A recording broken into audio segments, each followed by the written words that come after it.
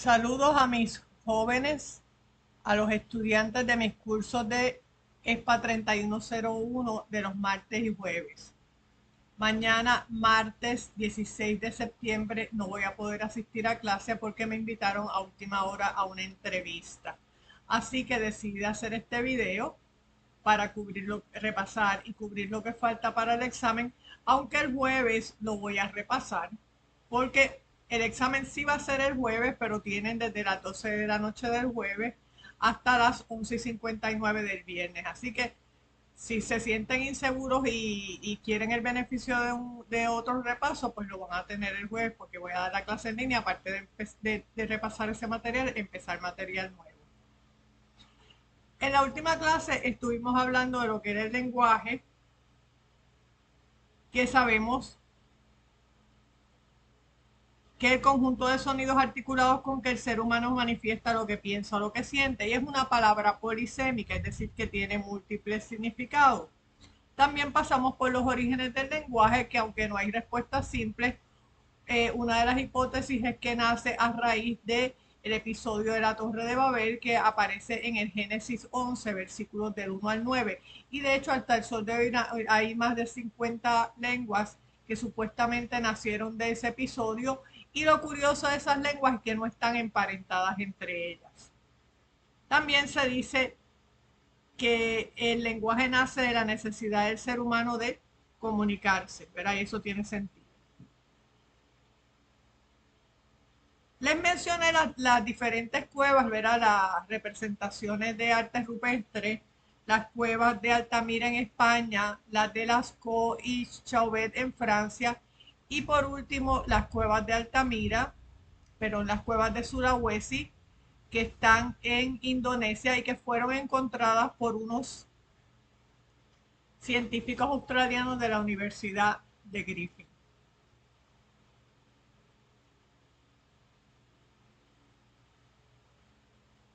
Hablamos de los tipos de lenguaje y yo me concentré sobre todo en el lenguaje artificial.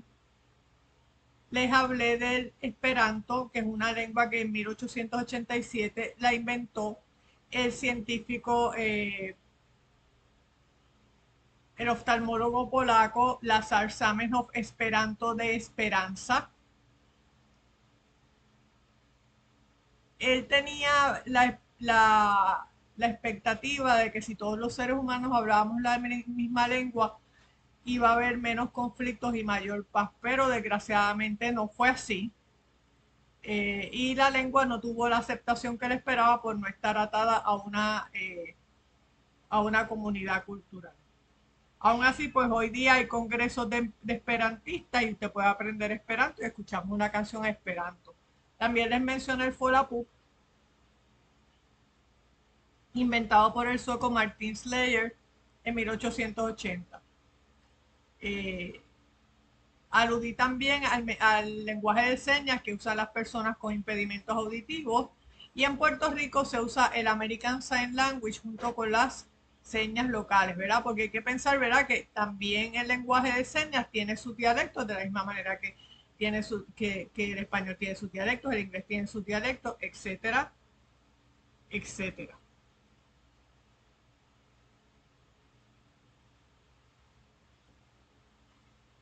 Entonces, pues lo demás era pues lengua versus habla, que ya lo habíamos mencionado, ¿verdad? Las ideas de Saussure, padre de la lingüística, que él decía que el lenguaje era una suma de la lengua versus el habla. Entonces pasamos a la competencia lingüística, la actuación lingüística, las artes del lenguaje, la lengua oral versus la lengua escrita y el registro.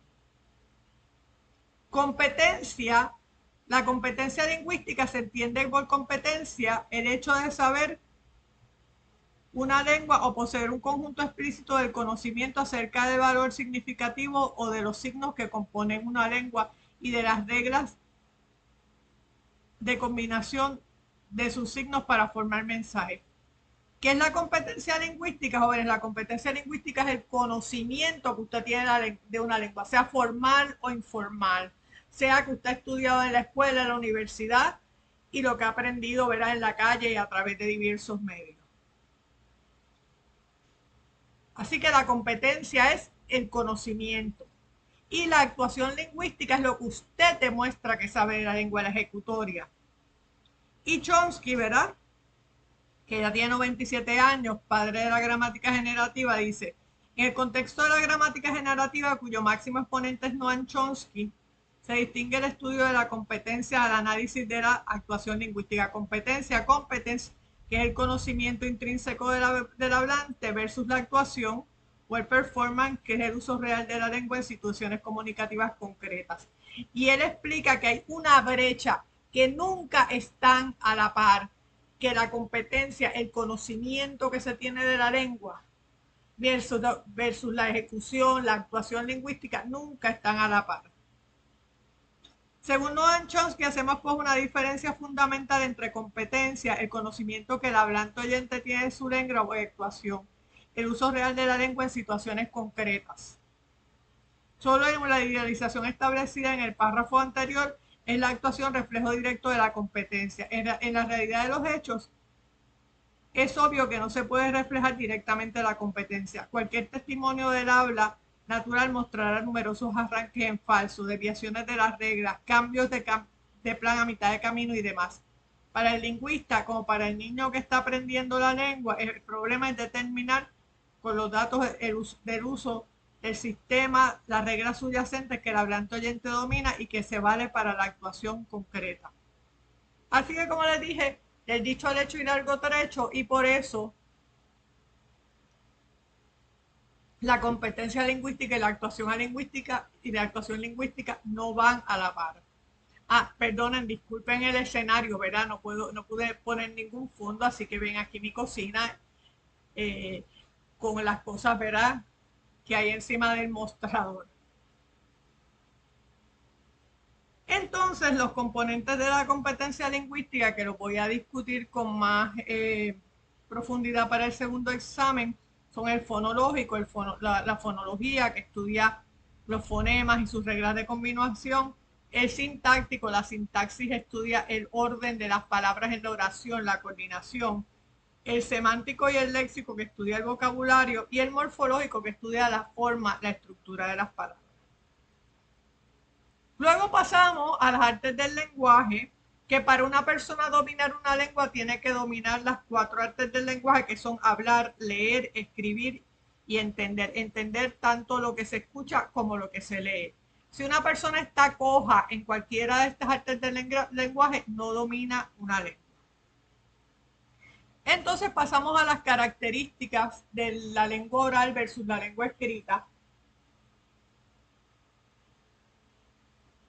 y sus diferencias. Las características de la lengua oral es más espontánea, ¿verdad? A menos que usted se encuentre con alguien y ya haya planificado lo que va a decir, pero es espontánea, es más expresiva por contar con los factores extralingüísticos, los gestos, el tono. El lenguaje suele ser más sencillo, un tanto descuidado y formado por sonido. Versus que la lengua escrita suele ser más planificada, la expresividad suele ser reducida en comparación con el discurso oral, que se ven los gestos. El vocabulario es más selecto, suele ser más selecto, suele ser más meticulosa la lengua escrita, ¿verdad?, más cuidada y formada por grafemas o letras. Así que hay unas diferencias. Asimismo, yo les hablé del registro, que parte de la pericia de un hablante es saber qué registro usar. Y un registro no es otra cosa que las variedades de la lengua que dependen de la situación comunicativa.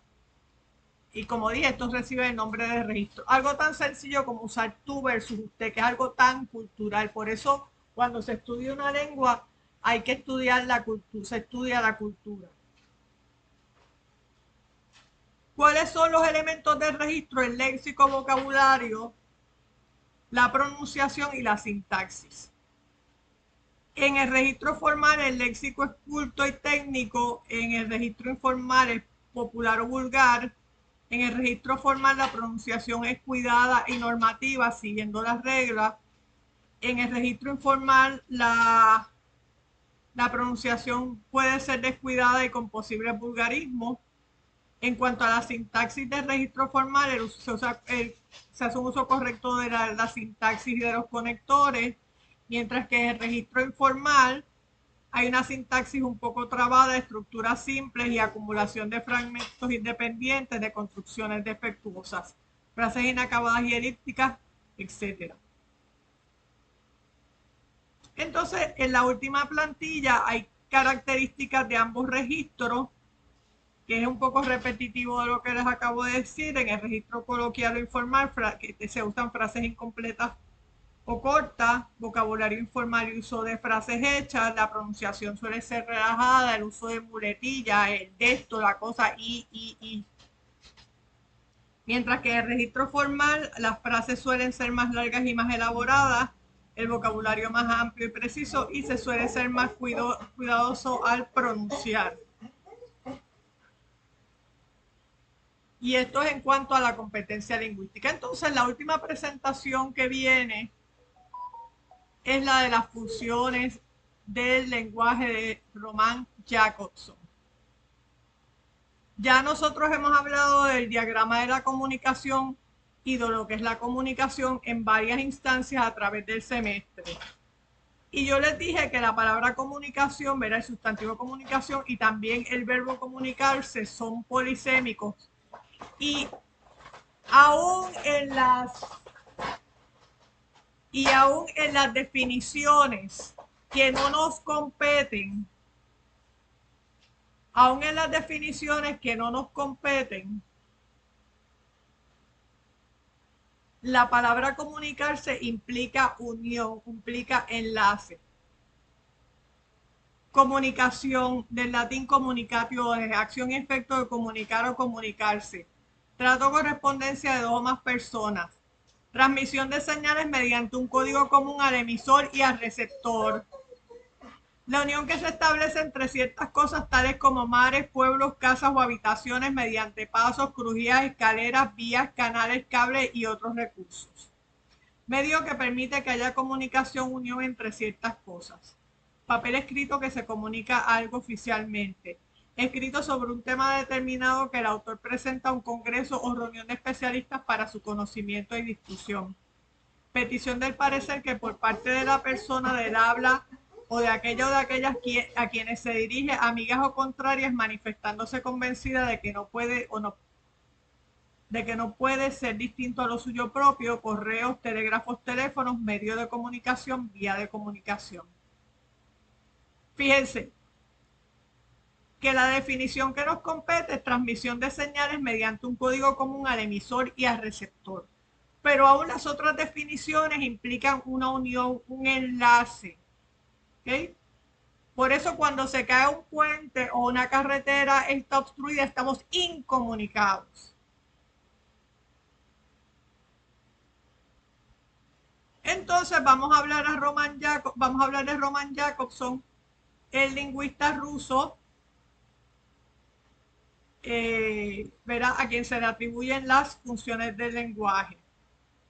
Usted tiene ahí un enlace en la presentación de ECURRED, que es la página cubana. Roman Jakobson, lingüista y filólogo ruso, considerado fundador de la lingüística, bueno, pero el verdadero fundador, como le dije, Ferdinand de Saussure, y de la fonología, fundador del Círculo Lingüístico de Moscú y una de las principales figuras del formalismo ruso. Una de las grandes aportaciones concretas de Jakobson fue la teoría de la información, constituida en 1948.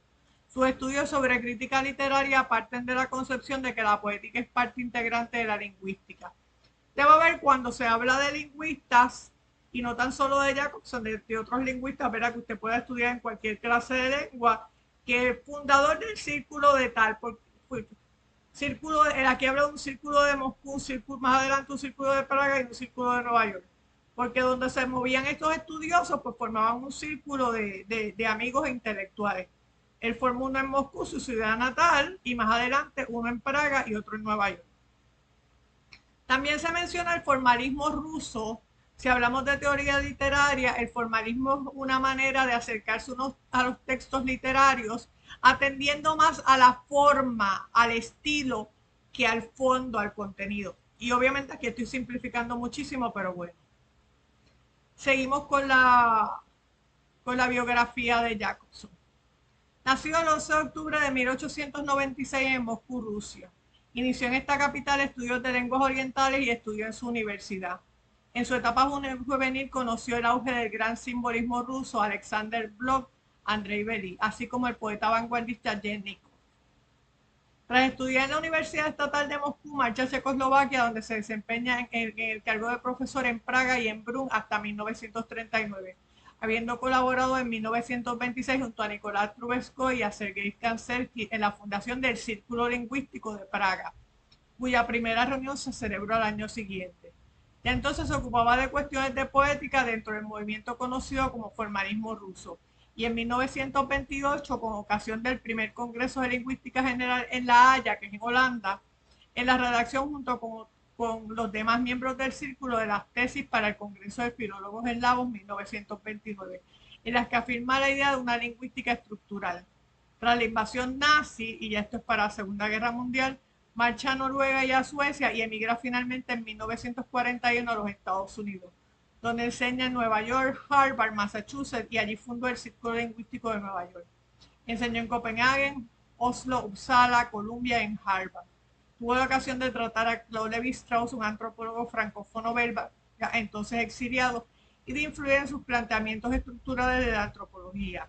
Jacobson fue reivindicado y sus libros bien difundidos en Francia, donde llegaron a España, entre otros países, y muere el 18 de julio de 1982 en Boston, Massachusetts, Estados Unidos. Vamos a hablar, miren, él escribió 200 tantos libros y yo no pretendo, ni yo me lo sé, ni pretendo que usted se sepa estos títulos, pero donde aparecen las funciones del lenguaje, un libro se llama Closing Statement de Linguistics and Poetics de 1958. En Closing Statement, Linguistics and Poetics de 1958, Roman Jacobson definió 6 funciones del lenguaje basándose en los factores constitutivos de cada proceso lingüístico. Función referencial orientada al contexto, emotiva al emisor, connotativa al receptor, fáctica al contacto, metalingüística al código y poética al mensaje. La poética, como estudio de dicha función, debe considerarse parte integrante de la lingüística. Vamos a las funciones del lenguaje y las voy a ir explicando. El lenguaje es la capacidad humana de comunicarse mediante el sistema de signos. Yo aquí no voy a empezar a hablar si los animales hablan o no, o se comunican, ¿verdad?, con conciencia. La misma posee diferentes funciones. Primera, la representativa o referencial se emplea para transmitir una información sin hacer valoraciones sobre ella, ni pretender reacciones del interlocutor. Por ejemplo, está tronando y digo, está tronando. Yo estoy diciendo que está tronando sin que medie ninguna emoción. Dentro de los elementos de la comunicación se centra en el mensaje, aunque también hay quien dice que lo está en la realidad exterior del referente. Está tronando, yo estoy diciendo de la función representativa o referencial, estoy diciendo que está tronando sin que medie ninguna emoción. Y ahora está tronando, de hecho. Por eso usted oye a la perra que le tiene miedo, una de las perras le tiene miedo a los truenos. Si yo digo, ¿qué chavienda está tronando? Y qué chavienda, esto es la función emotiva, expresivo emotiva, cuando el emisor desea dar cuenta del estado físico o anímico. Me encanta el helado de coco. ¿Qué chavienda está tronando? Ojalá que llueva café, ojalá que me peguen la lotería. Eso es expresiva o emotiva. La apelativa o conativa, que yo digo que es la favorita de las madres, donde se intenta provocar una reacción del receptor o se quiere que haga algo. Siéntate, levántate, cállate la boca. Es cuando se usa el modo imperativo. En español hay 3 modos: el imperativo, el indicativo, el subjuntivo. Y el modo indicativo es el que se usa para dar órdenes. Levántate, siéntate, acuéstate, levántate. La fatiga, que nosotros lo usamos mucho, que es, por ejemplo, cuando usted está hablando por teléfono y no oye bien, me oyen, me escucha, o cuando usted está viendo un espectáculo probando 1, 2, 3, eso es la fatiga. Es para verificar que el canal sigue abierto, es decir, que la comunicación es físicamente posible. ¿Oíste? La poética estética busca busca crear la belleza mediante el lenguaje. Es la función principal de los poemas, novelas, obras de teatro y canciones. También es una de las principales funciones de los refranes, su foco es en el mensaje. Por ejemplo, si en el examen yo le pongo unos versos de un poema o les pongo un párrafo de una novela o un cuento, eso es función poética o estética. Y la metalingüística se observa cuando se usa la lengua para hablar de la misma. Las letras mayúsculas llevan acento cuando así lo ameritan, se concentra en el código. Si yo digo, es cuando la lengua habla de la lengua. Sinónimas, las palabras, los sinónimos son palabras que significan lo mismo, los antónimos son palabras con significados opuestos. Las palabras agudas tienen la fuerza de pronunciación en la última sílaba y llevan acento ortográfico cuando terminan en N o S vocal. Cuando es la lengua hablando de la lengua, es la función metalingüística. Así que recapitulando, la función emotiva o expresiva expresa los sentimientos y las emociones del emisor. La entonación es exclamativa o entonación exclamativa o interrogativa, uso de pronombres y formas verbales en primera persona. ¿Qué susto me di? No te lo he dicho yo muchas veces. La representativa o referencial informa o transmite un contenido, su énfasis en el mensaje. El léxico es claro, apropiado y sencillo, exento de adornos o frases recargadas, entonación neutra sin emotividad. La plata es buena conductora de la electricidad. Estoy leyendo la tablita que está en la última plantilla de la presentación. La fáutica o de contacto asegura que el canal a través del cual se establece la comunicación funciona. Tiene expresiones sencillas, preguntas cortas para comprobar si el receptor escucha y comprende. Oiga, oiga, me oye. Diga, diga, le escucho. La conativa operativa busca influir, aconsejar o llamar la atención del receptor para que se actúe de una forma determinada. Los recursos usados, verá, pronombres y formas verbales en la segunda persona, uso de verbos en el modo imperativo, entonación exclamativa o interrogativa. Trae pronto ese libro. Carlos, siéntate, ¿cómo te llamas? Cállate la boca, levántate, acuéstate, recoge el cuarto. Todo eso es apelativa. La función poética o estética expresa un mensaje de forma bella teniendo en cuenta el código y sus recursos.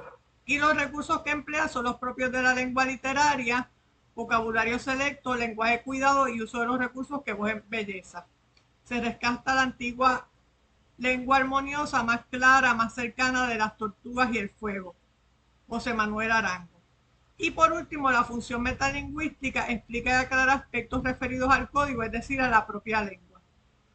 Usa recursos sencillos, verá, frases sencillas y claras, sin complejidad, términos precisos y concisos sin ambigüedad. Perro es una palabra primitiva y perrito es una palabra derivada. Así que las funciones del lenguaje, según el ruso Roman Jakobson, son las emotivas o expresivas, la representativa o referencial, la fática o de contacto, la connotativa o apelativa, la poética o estética y la metalingüística.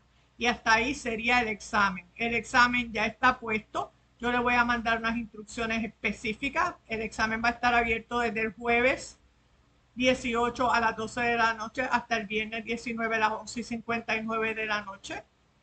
Los voy a reunir el jueves por Moodle. O sea, les voy a mandar las instrucciones del examen y nos vamos a reunir el jueves por Moodle por el módulo 6. Disculpen todos los inconvenientes, ¿verdad? Esto fue algo que surgió a última hora, pero no quería dejar sin atenderlos. Yo les voy a mandar, por favor, vean la película completa y si no hay preguntas, ni si tienen preguntas, me pueden escribir. Y Dios mediante, pues van a recibir mis mensajes y nos reunimos por Moodle el jueves. Cuídense mucho y muchas gracias por la comprensión. Perdonen los ruidos y el revolú. Hasta pronto, cuídense mucho. Gracias por todo.